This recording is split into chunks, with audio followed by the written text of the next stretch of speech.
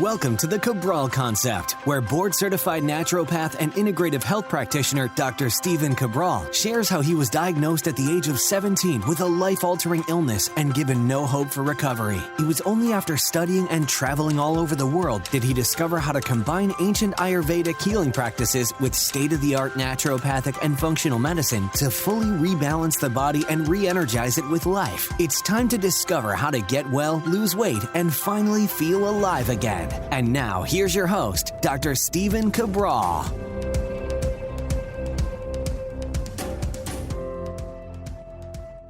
Welcome back, everyone. We're here today, part 2 of our Cabral HouseCalls, the weekend edition of the Cabral Concept. Once again, thank you so much for your support of the show. I really do appreciate it. Without you, there would be no show at all. And one of the things that I love about being able to record a podcast every day for our community is actually seeing your questions each and every weekend. So I do my very best to answer 6 questions on Saturday, 6 questions on Sunday, every single weekend. And I've been doing that now for about 6 years. I think this is the 6th year. So we've answered lots of questions. I don't know what the math is on that, but we'll figure that out again pretty soon. But it's about being able to connect with the community. I try to comment as much as I can on YouTube to people, and Instagram and direct messages. It's again, one of the reasons that I went from having 2 private practices in Boston to then being able to be out here in the whole virtual based world and podcast and all that is because I knew what we were doing was working, and we were seeing over 20,000 appointments a year. And then I said, well, again, what we're doing is fairly unique because we are bio-individualizing every single program. And so how do we do that across a much larger scale? And it's essentially evolved to first starting with answering your questions. That's literally how the show first started. If you go back to the first 20 or 50 Cabral concepts, it was answering your questions like literally every day. I would just take 1 or 2 questions after the show, and that's where it's evolved. And the show is really, just kind of shaped into being able to go deeper on one topic a day, Monday through Friday. And then on the weekends, answer a majority of questions. But then the goal was to create an archive. And that's really what we have right now. So if you go to stephencabral.com/podcast, there's a search bar. Always search that before asking your question, just because I don't want you to wait 6 to 8 weeks before getting your answer. And the second is scroll through the images at the top, and you'll be able to find a podcast on many different categories. And we go deep, like 50 podcasts just on that one thing. And if you listen to all of those, I'm telling you right now, your knowledge is just going to go to that next level.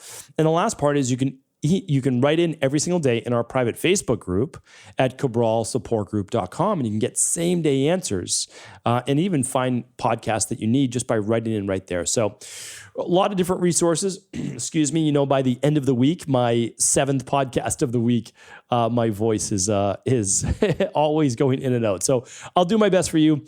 Let's get into the questions. First question's from Brian. Brian says, "Hi, Dr. Ball. Just want to start by thank you for everything you do for me and so many people. You and Julia have helped me uncover a couple of root causes to some of my diseases, and I'm feeling much better overall. I travel quite a bit for work, sometimes have to stay in hotels, and I just find myself in situations where I can't really cook, and it might take a lot of effort to find something healthy. I always take my daily nutritional support powder and shaker bottle with me everywhere for the morning and sometimes afternoon shake. Do you have any recommendations for eating clean lunches and dinners while on the road or somewhere where it's difficult to cook? Thank you so much." All right, Brian, great question, and always happy to answer these questions. This is a great one. So before the pandemic, I traveled once to twice a month for 3 days at a time, every single month, about 9 months of the year, 9 months of the year. July and August, I don't travel. I just spending a lot of filming time, and I don't travel during the month of December. Or from like Thanksgiving through January 1st. So I travel a lot. I speak a lot. I love it. I really do. The traveling part really does grow old. Part of what you're talking about right now. I don't like getting out of my routine too much, especially when I travel West Coast, which I do. I go from East Coast to West Coast. So this is exactly what I do. I do close to what you're talking about right now. So I bring my daily nutritional support powder and the rest of my supplements. That's super easy. And also I don't bring a blender. I know some people do. All I do is shake it up in a shaker bottle. You can see my shaker bottle right up there. It's right on the EcoLife website. It's easy. I can have all my travel powders in there. I bring my vitamin box. super simple. And that's it. I mean, that's what I do. And then I have fruit on the side. So before I leave for my trip, I bring fruit. So what I would typically put in my smoothie would be like blueberries and a banana or so. Well, I just bring a couple bananas, and I don't bring blueberries per se, but I bring my apples. And so then on the side, I can have my shake with an apple. It's, really, really easy, or a shake with a banana. Super, super simple. So that's what I do. And I'm just eating 3 meals a day, so it's easier for me. Some people do snacks mid-afternoon. I do, honestly, I do a smoothie in the afternoons a lot of the time for my weight workouts. I've talked about that before. But when I'm traveling, it's a quick trip, not really a quick trip. Like just last week, flew to California. That was all day Wednesday. Did a 3-hour show on Thursday. Then I took an hour ride north to San Francisco.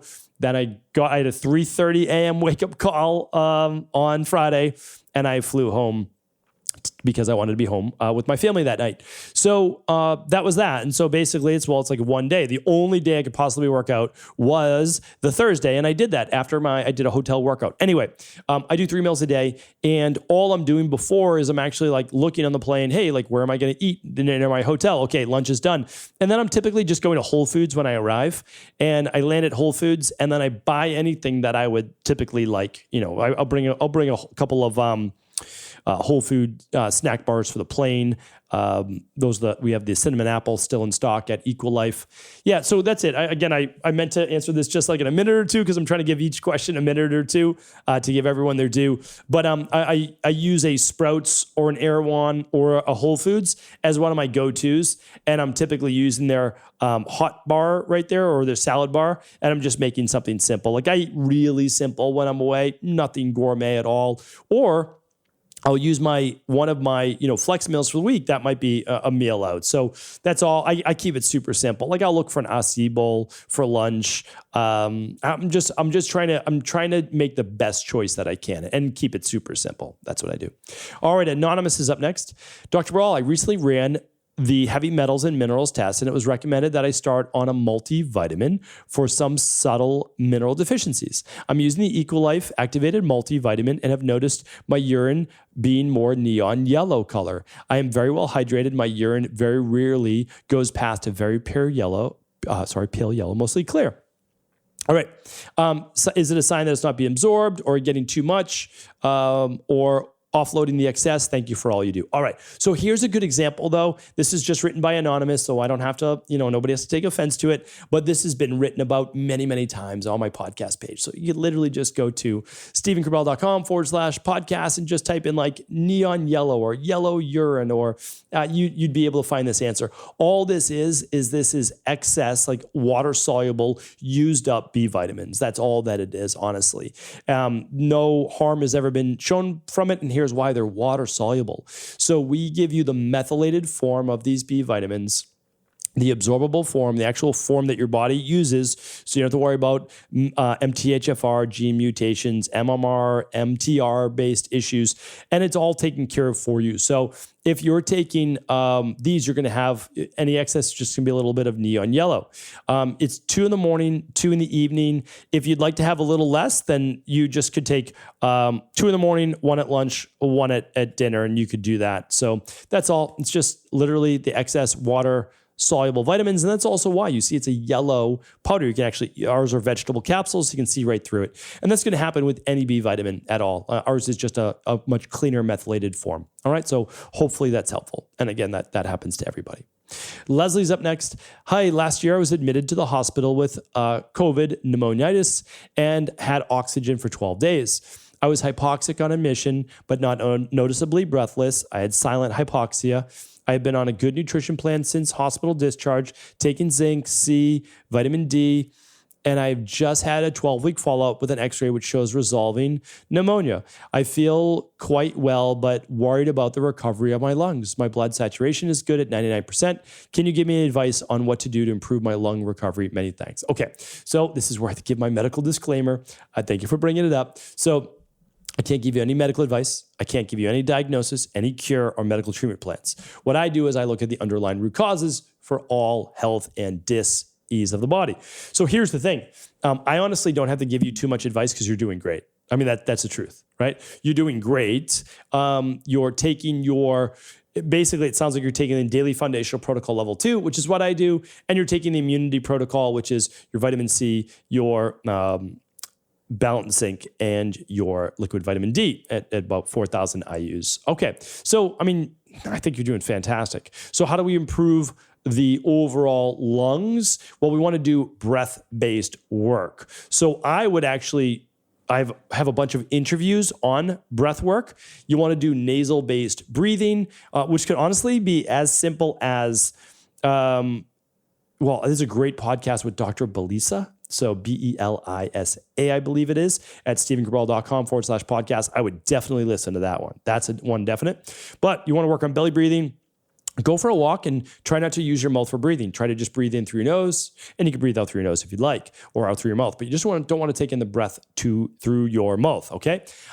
There's so much that you could look into. Box breathing would be another great one. But really, I want you to fill your lungs, which is deep diaphragmatic breathing, all right? And that interview with Dr. Belisa is going to be very, very helpful. All right, good question. Diana is up next. Hi, Dr. Cabral. Thank you for everything you do and your daily podcast. I have a question about digestive enzymes. Is there such a thing as being allergic to digestive enzymes? My son has alopecia areata, never had any stomach issues like bloating and vomiting, but he does when he takes digestive enzymes. He has tried 3 different, and they all have had the following comment. Proteases, amylase, lipase. Any idea what could be the reason for bloating and vomiting after taking digestive enzymes? It also triggered a flare-up. I want to do the CBO protocol, but I'm afraid of him losing more hair because of the biofilm disruptor and die-off symptoms. He's 15 years old, and it's been very hard. Oh, okay. I mean, I totally get it. Totally understand where you're coming from. Well, it would be difficult to understand why he's reacting to these enzymes. He could certainly be having a reaction if they're on an empty stomach. It's very rare. I mean, this is the first time I've heard this, but you know that I keep an open mind, Diana, and I believe that everything is possible. I mean, I've been in a practice where I've seen everything. I mean, like we've done well over now 250,000 client appointments. We see over 1,000 people a month. So there's a couple, I mean, yes, I always recommend trying different brands. I always recommend trying lowest possible dose. That's the thing too. Like let's say, okay, so 2 things. 1, empty stomach, doesn't agree with the stomach, causes bloating and digestive issues. That's a possibility. Have you tried doing the mid-meal? They're still effective mid-meal. I know they're always said to take before the meal to get into the stomach first, but they're still effective mid-meal. All right. Second comment is, have you tried multiple different companies? It looks like you have. It looks like you tried 3 different companies. Very interesting. I'm having trouble really giving you why this is because I've never seen it before in my practice. What I would say though is if you do the CBO protocol, if you do it, right? It's obviously your choice. And you begin with the floor film or the biofilm disruptor, which they're both biofilm disruptors. You'll want to use only 1 out of the 4 capsules. So you want to do just 1 on an empty stomach and not like all of them. That would be something to look at. And then if you're not able to, you would do the CBO protocol without the biofilm disruptors for those first 2 months. So that would be that. I'd have to ask a lot more nuanced questions, and I don't want to go down a rabbit hole. But I understand where you're coming from. Work with a practitioner. Honestly, work with an Equal Life team member or work with one of our integrative health practitioners, without a doubt, or a local naturopath or naturopathic doctor, for sure. All right.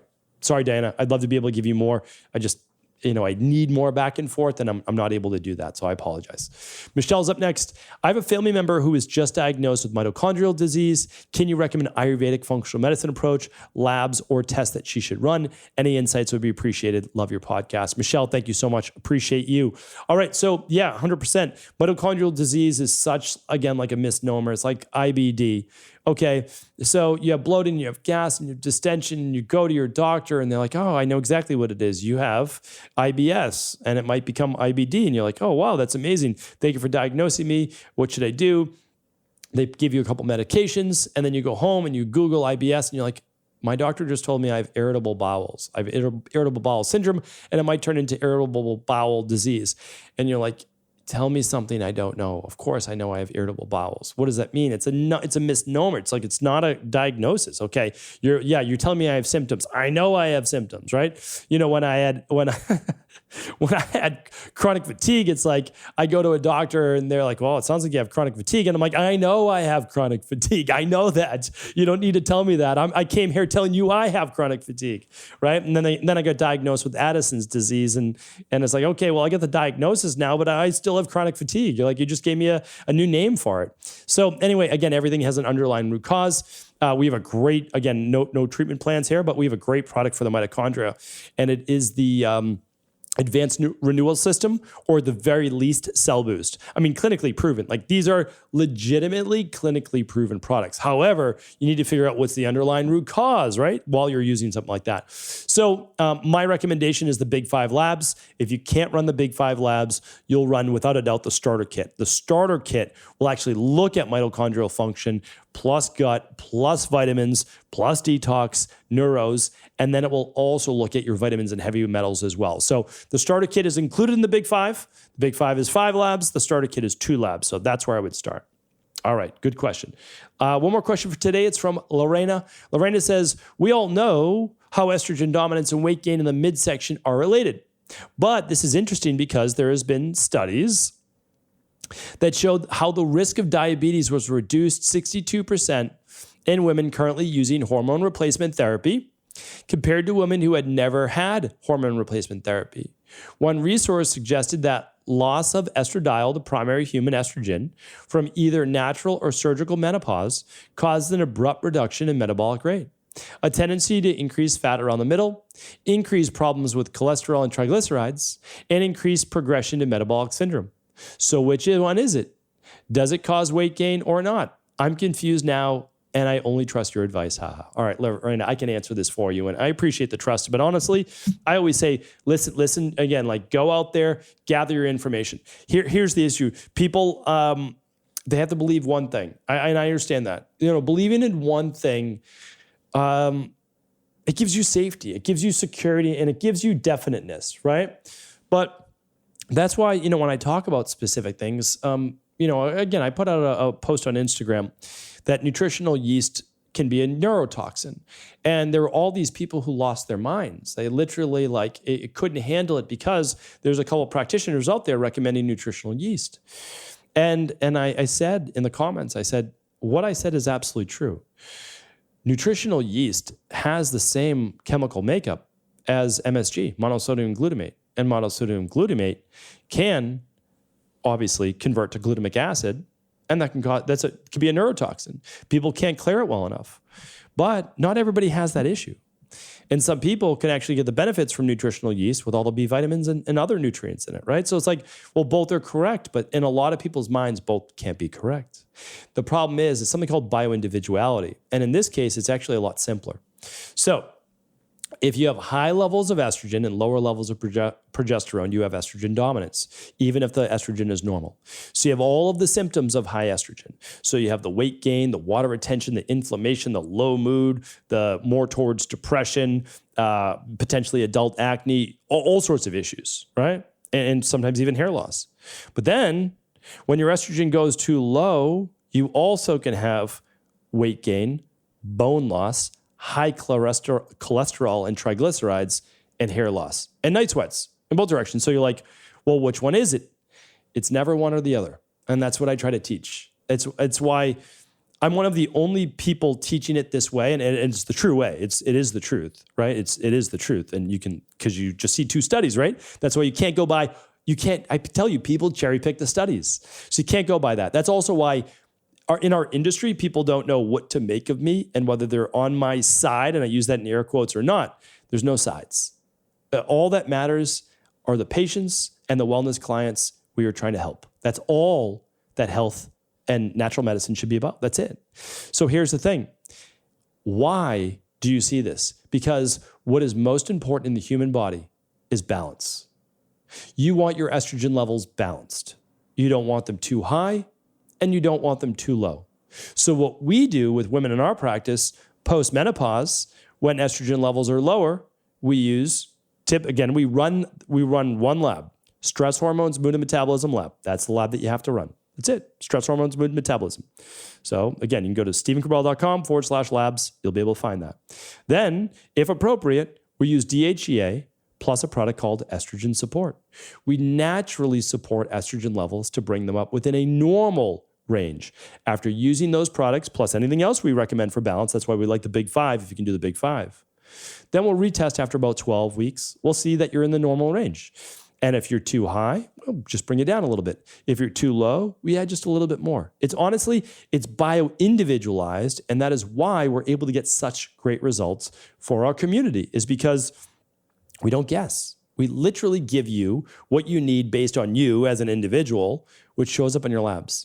And when you do that, you can forget about most of these studies. They matter, right? They matter. It's not that they don't, but you need to see what matters to you. That's what really matters in the end. So hopefully that was helpful. Thank you, Lorena, and everyone for writing in. I appreciate you. You're all the best. I really do mean that. I love being able to answer these questions.